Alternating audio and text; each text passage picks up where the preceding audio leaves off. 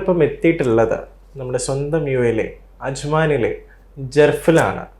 ഇന്ന് ഞാൻ നിങ്ങളുടെ മുന്നിൽ അഭിമാനപൂർവ്വം പരിചയപ്പെടുത്താൻ പോകുന്ന അതിഥി ഏകദേശം 16 വർഷങ്ങൾക്ക് മുന്നേ 2007 വെറും ഒരു ജോലി എന്നൊരു സ്വപ്നം തേടി UAE മണ്ണിൽ കാൽച്ചുവടെടുത്ത് വെച്ച് ഇന്ന് അദ്ദേഹം UAE തന്നെ നോട്ട് ഓൺലി ഇൻ UAE അതുപോലെ ഒമാനിലൊക്കെ അറിയപ്പെടുന്ന ഒരു ബ്രാൻഡിൻ്റെ തന്നെ മാനേജിംഗ് ഡയറക്ടറാണ്.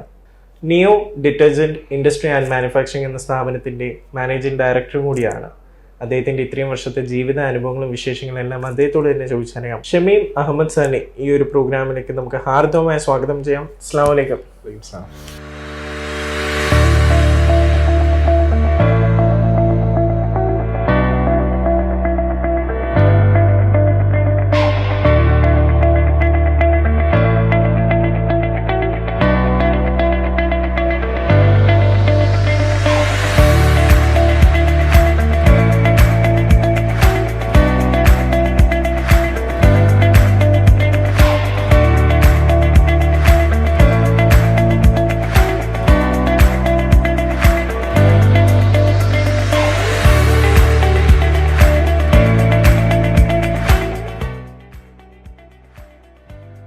Thank you.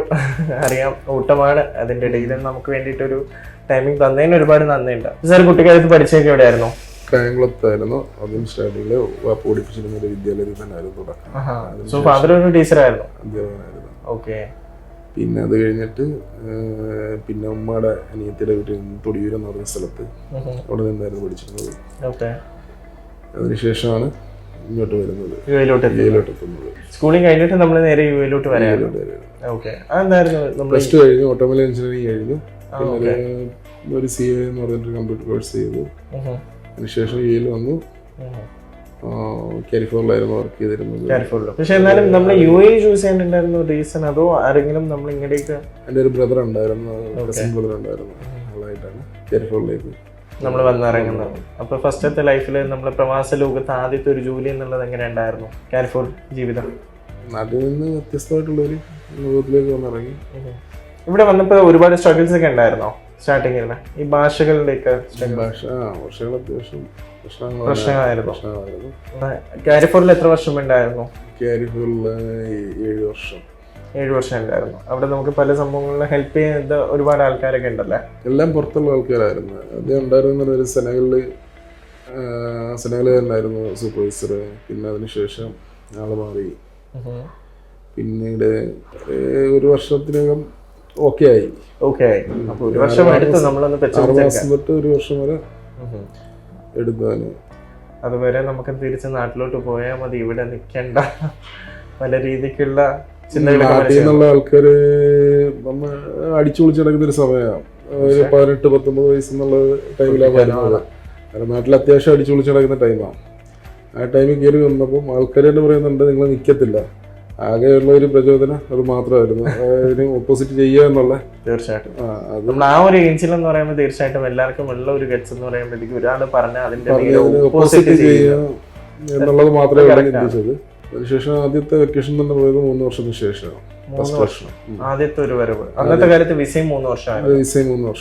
ഓക്കെ. അങ്ങനെ ഇവിടെ വന്നു സാർ. 7 വർഷം ആ കമ്പനിയിൽ ജോലി ചെയ്തു കാലിഫോർണിയയിൽ. അതിനുശേഷം സാറിന്റെ അടുത്ത യാത്ര എന്തായിരുന്നു? അവിടെ നിന്ന് അടുത്ത കമ്പനിയിലോട്ടാണോ? ഡ്രൈവിംഗ് ലൈസൻസ് കിട്ടിയതിന് ശേഷം പുറത്തേക്ക് സെയിൽസിലേക്ക് ഇറങ്ങി. മർച്ചൻഡൈസ് ജോബായിരുന്നു ആദ്യം കാലിഫോർണിയയിൽ ഉണ്ടായിരുന്നത്.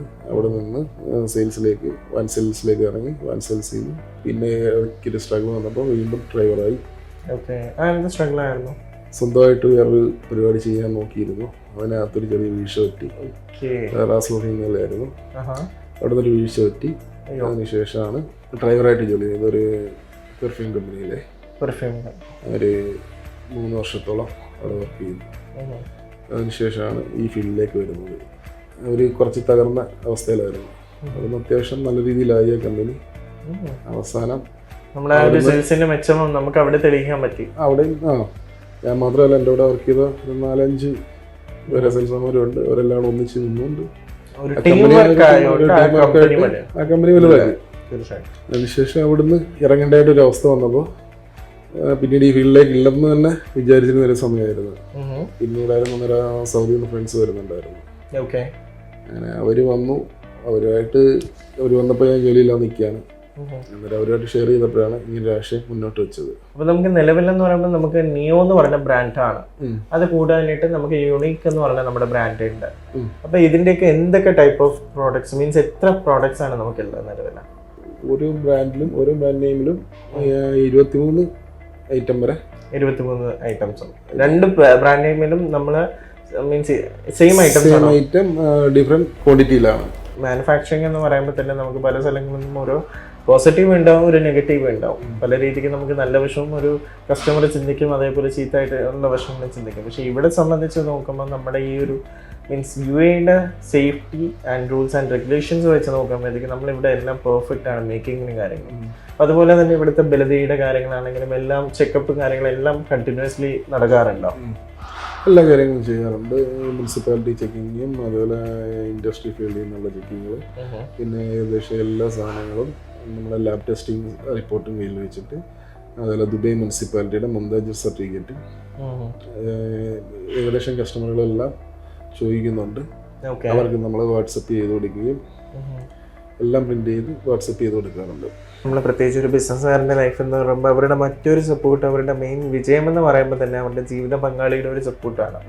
കാരണം ഏതൊരു ബിസിനസ്സുകാരനാണെങ്കിലും ചെന്ന് കയറുന്നത് തന്നെ രാത്രി പലപ്പോഴും ലേറ്റ് നൈറ്റ് ആയിരിക്കാം, പല ടെൻഷൻ, നേരത്തെ പറഞ്ഞ പോലെ പല പ്രഷർ, അല്ലെങ്കിൽ നമുക്ക് പിള്ളേരുമായിട്ട് പോലും ഒരു ടൈം സ്പെൻഡ് ചെയ്യാൻ പറ്റണമെന്ന് പോലും ഇല്ല. പക്ഷെ ആ സമയത്ത് നമ്മളെയും മനസ്സിലാക്കി നമ്മളെ കുഞ്ഞുങ്ങളെ കൊണ്ടുപോകുന്നു, നമ്മളെ ഒരു നല്ലൊരു പോസിറ്റീവ് എനർജി തന്നു, നമ്മൾ അടുത്ത ദിവസം രാവിലെ ഹാപ്പി ആയിട്ട് ഒരു ചായ തന്നു നമ്മൾ പറഞ്ഞു വിടുന്നത്, എല്ലാത്തിൻ്റെയും ഒരു റീസൺ ബിഹൈൻഡ് അവർ സ്മൈൽ എന്ന് പറയുന്ന പോലും അവരുടെ വൈഫാണ്. സാറിൻ്റെ ലൈഫിൽ സാറിൻ്റെ വൈഫ് എത്രമാത്രം സപ്പോർട്ട് സാറിന് നൽകിയിട്ടുണ്ട്? തീർച്ചയായിട്ടും അവരുടെയൊക്കെ സപ്പോർട്ട് ഇല്ലെങ്കിൽ നമുക്ക് ഒന്നും ചെയ്യാൻ പറ്റില്ല. തീർച്ചയായിട്ടും ഫാമിലിയുടെ സപ്പോർട്ടും ഇതും ഇല്ലെങ്കിൽ, പ്രത്യേകിച്ച് വൈഫിൻ്റെ സപ്പോർട്ടും കൂടി ഇല്ലെങ്കിൽ നമുക്കൊന്നും ചെയ്യാൻ പറ്റില്ല. വീട്ടിലെ അന്തരീക്ഷം ശരിയാണെങ്കിൽ മാത്രമേ നമുക്ക് എന്തിനകത്തോട്ടെങ്കിലും പൂർണ്ണമായിട്ട് ഇറങ്ങി ചെല്ലാൻ കഴിയുള്ളൂ.